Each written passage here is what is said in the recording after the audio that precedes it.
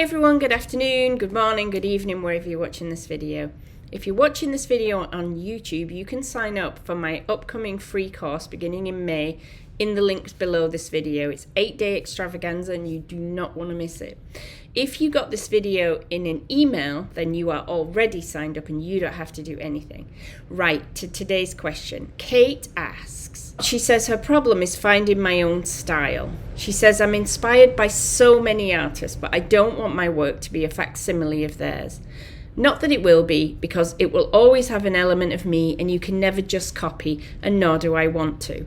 I'm worried though that their colours, their style, their marks will creep into mine as I try to find my way forward. From Kate, new to painting this year. So Kate, first let me say, I hope you can hear me because we're in the middle of a storm here in the UK and I feel like my studio is going to be blown away at any moment. So let's talk about this problem that you feel you have, that you want to have your own style, but you find yourself mimicking other people, or you're worried that you might mimic other people because you're influenced by them. And I just want to put your mind at rest and say, mimic away, because that is how we find our own way. Everybody does it. Picasso was influenced by the artists who came before him. The artists who came after Picasso were influenced by Picasso. Monet was influenced by Turner and by Constable. And then think how many people were influenced by Monet. Nobody lives in a vacuum. We all are influenced by the people who came before us or who are our peers.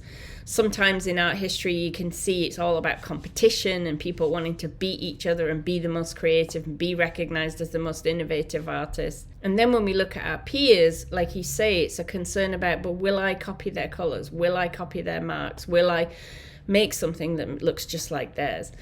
And everybody feels that way, but it doesn't matter. What I want to say to you is, yes, you will copy their marks. Yes, you will copy their colors. You can't help it and you shouldn't try. Unless you are very, very strange, and I'm sure you're not, Kate, that will happen. And it's supposed to happen. So you're just supposed to appropriate all the influences, bring them into your own work, play with them, and see which ones stick for you. And you will inevitably do something different with them. I was very influenced in the beginning by an artist called Leslie Birch because she did these brilliant abstract landscapes, and I really wanted to do abstract landscape. And the thing that I took away from her is that I wanted to do abstract landscape. My style, my medium, everything is different from hers. And I evolved into a completely different way. But when I began, I was looking at those paintings and trying to do some of the same things and failing, because we never do very well when we try and copy someone else, or I certainly don't.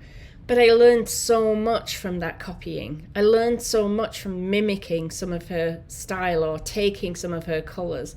It really taught me how to colour mix. It really taught me how atmosphere was created in painting. It really taught me about layering. And in time, I found my own way forward. And I can see all the different artists who influenced me at that early stage. I can see them, bits of them in my work now, but not in any way that I hope, is a copy. It's just a nod.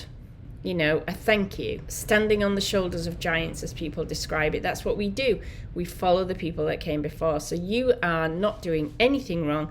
And you really don't have to worry that those things come into your style, because you will gradually drop off the things that are not you. And the things that are you, you will turn into something unique and special, all of your own. A couple of books to recommend for anyone feeling like this.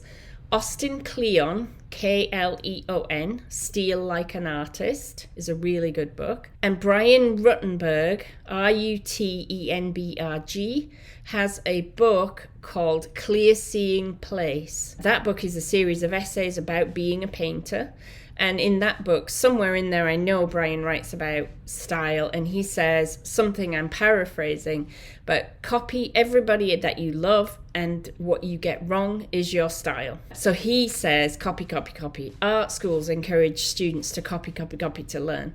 There's nothing wrong with copying, there's nothing wrong with mimicking. Where I would draw the line is if someone completely copies another artist's style, particularly when that artist has developed a unique voice of their own, and then puts that work up for sale. I have no problem with someone copying me till the cows come home in their own studio, in their own sketchbook, trying to create something, trying to understand. If they took a painting that looks exactly like mine and put it up for sale, I mean, honestly, I'm not going to sweat that much. But I would think very ill of them, and I know other people would too.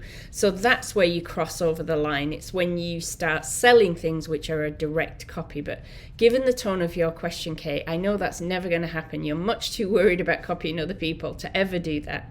So enjoy what you learn as you mimic other people.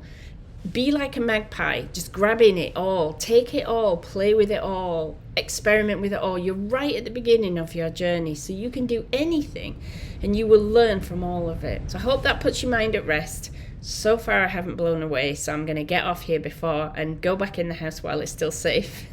And I will see you all soon. Bye.